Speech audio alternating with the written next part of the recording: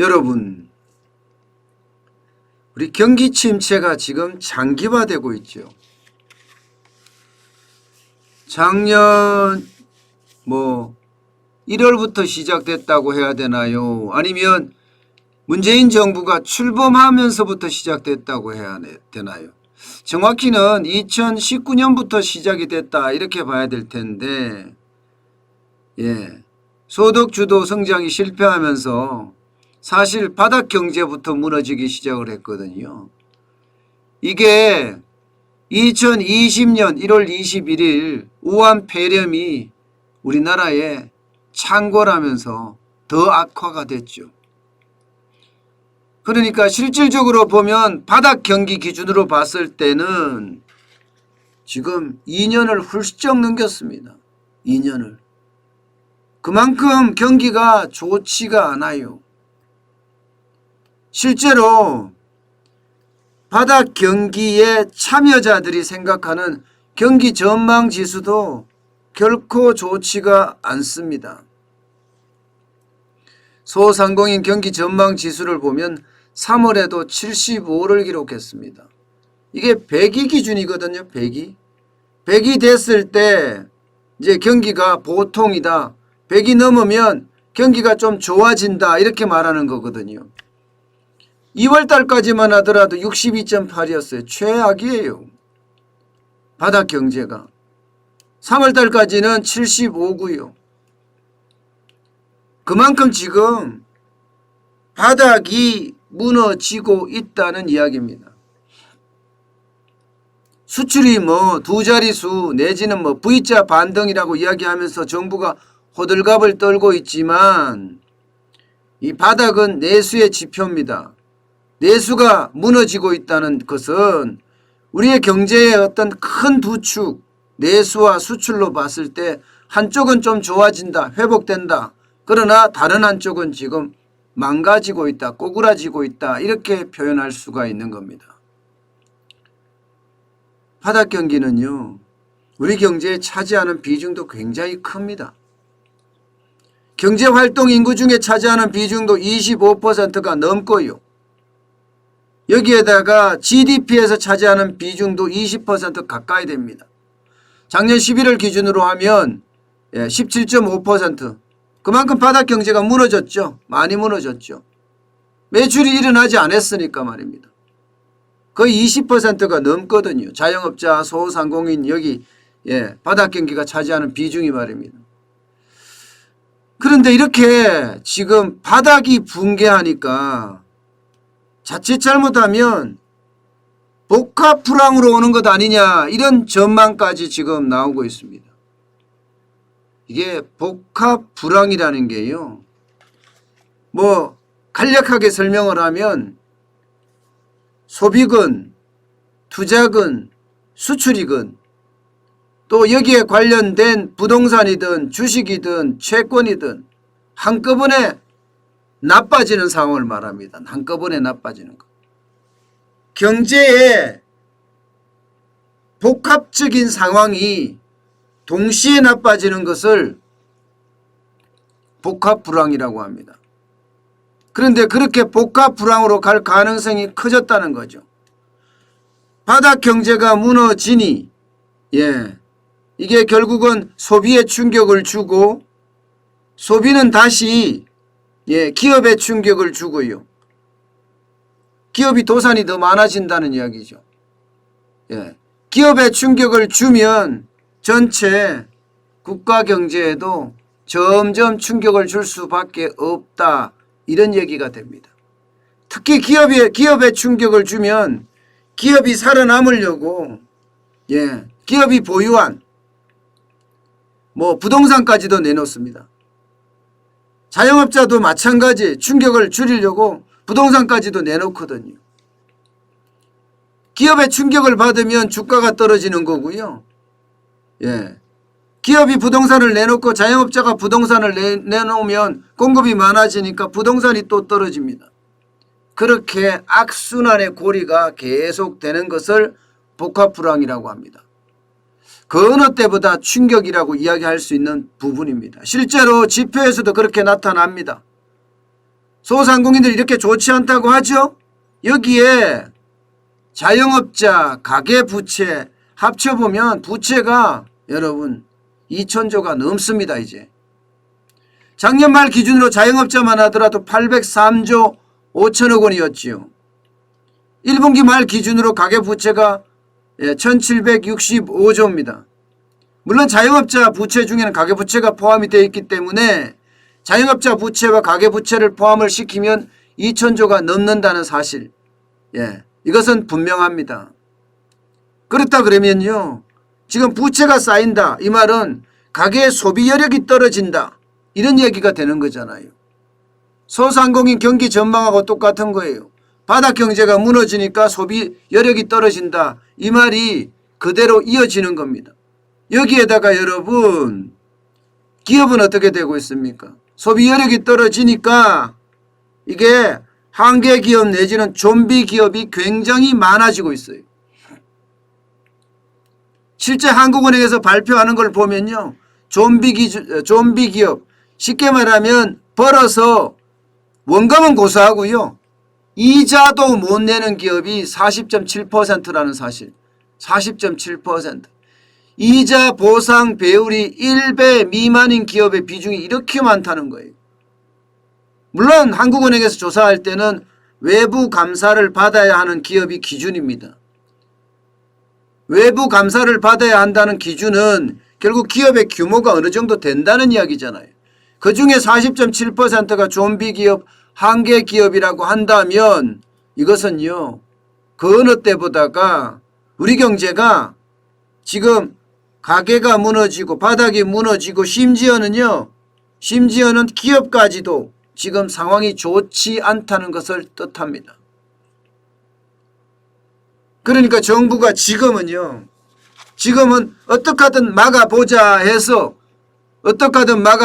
막고 있는 상태입니다. 바로 이게 막고 있는 단적인 증거입니다. 이거 말입니다. 대출 만기 연장과 이자 상환 유예, 그 금액이 무려 말입니다. 올 1월 말 기준으로 130조 3,556억 원입니다. 이거 원래 3월 말이 만기였는데 정부가 다시 6개월 연장했습니다. 9월 31일까지 연장된 겁니다.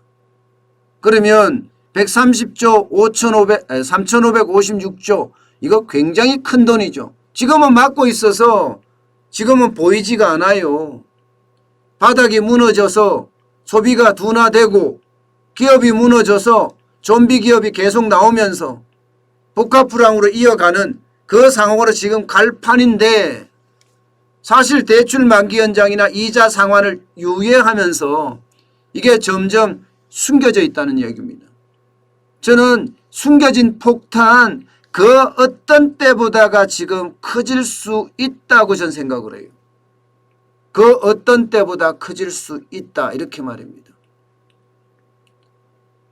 그 이유가 아직까지 바닥 경제가 일어나지 않는다는 사실이에요.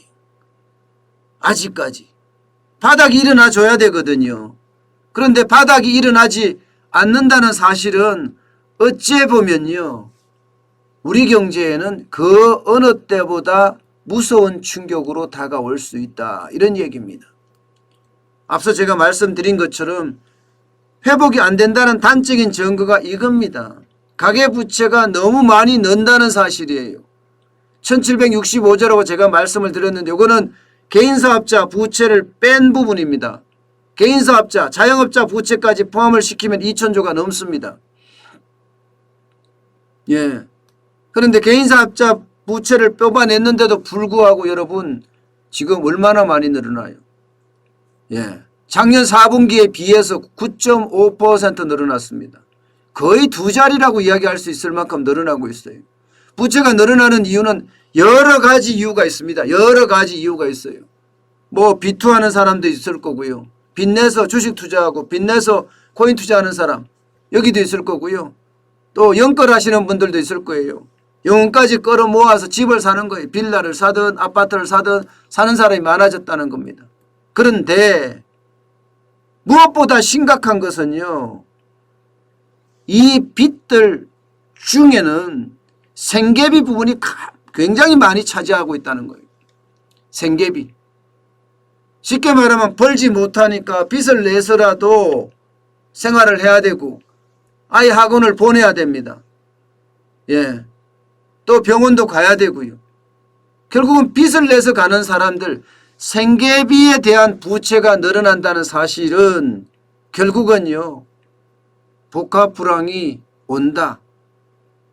복합불황의 공포가 엄습한다. 저는 이렇게 지금 보고 있습니다.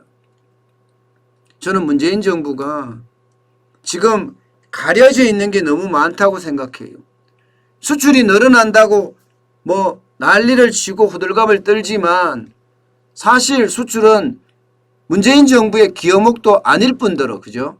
기여목도 아닐 뿐더러 문재인 정부는 뭐 기업들 적폐 세력으로 때려잡기 바빴으니까 수출 가지고 이야기할 자격이 없는 사람들입니다. 이거는 기업인들이 진짜 발바닥이 부러터도록 뛰어다닌 결과고요. 또 팬데믹 이후의 보복 소비의 결과입니다. 예. 이것은 정부의 노력의 결과가 전혀 아닙니다. 예. 문제는 이 기업의 어떤 수출도 회복 정도라는 거죠. 정부가 이야기했던 대로 V자 반등이 되기에는 아직 바쁘다는 이야기예요. 작년과 비교해서는 안 되거든요. 작년과 비교해서는. 비교를 하려면 2018년과 비교해야 되거든요. 왜냐? 경제가 망가진 게 2019년, 2018년도 저는 사실 망가졌다고 생각을 해요. 수출이 계속, 수출이 12월부터 망가지기 시작했으니까. 저는 그래서 일반적으로 잡을 때 2018년 12월 1일, 12월을 기점으로 경제가 망가졌다 이렇게 보거든요. 실제 경기 사이클로 보면 2017년 9월이 경제의 정점이었습니다. 2017년 9월이. 분명한 것은 2017년부터 망가지긴 했는데 그건 경기의 정점이었고 그때 정책을 잘 폈으면 경제가 굉장히 좋아졌을 거예요. 그런데 정책을 이상한 말도 안 되는 실험 정책을 펼치는 바람에 나라 경제가 완전히 망했죠. 그래서 2018년 12월부터 수출이 마이너스 1.7% 빠졌거든요. 저는 그때부터 우리 경제가 망가졌다고 봅니다. 그러면 2018년 12월이니까 2018년의 어떤 수출과 지금의 수출을 비교하는 게 옳습니다. 근데 그렇게 비교 안 합니다. 작년과 비교하거든요.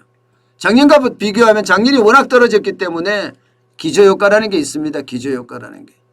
그래서 눈 가리고 아웅하고 있다 이렇게 봅니다. 지금 가장 제가 심각한 것은요. 여러분 분명히 저는 복합 불황의 기운이 온다고 생각해요. 정부의 정책이 바뀌지 않았고요. 또한 부동산 정책도 전혀 안 바뀌었습니다.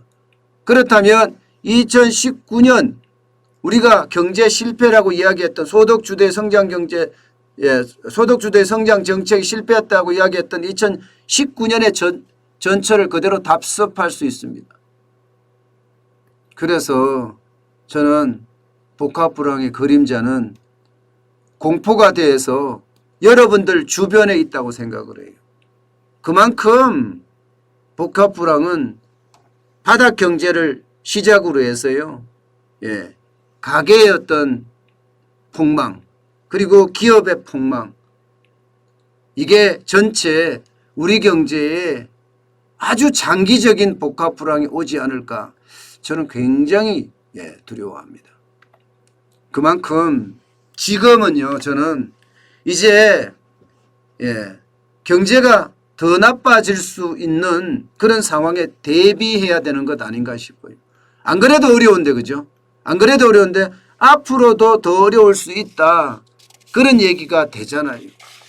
그러니까 언제든 내가 위기 속에서 기회를 잡을 수 있는 쉽게 말하면 자금을 준비해 놓을 필요가 있다는 이야기입니다. 언젠가는 그런 것들이 뻥 하고 터질 날이 크니까요. 부동산도 마찬가지 주식도 마찬가지라고 봅니다. 여러분 요즘은요 초보 투자자들이 투자할 수 있는 시장은 분명히 아닙니다. 여러분께 제가 여러 번 말씀을 드렸습니다. 지금은 오히려 인플레이션에 대한 해지, 현금을 너무 많이 들고 있으면 인플레이션에 대한 돈 가치 하락이 있을 수 있으니 거기에 집중하는 게 좋다. 제가 그렇게 말씀드렸습니다. 앞으로는 인플레이션과 복합 불황에 대한 대응을 어떻게 할 것인가, 거기에 고민을 많이 해야 되는 것 아닌가, 저는 다시 한번 생각을 해 봅니다.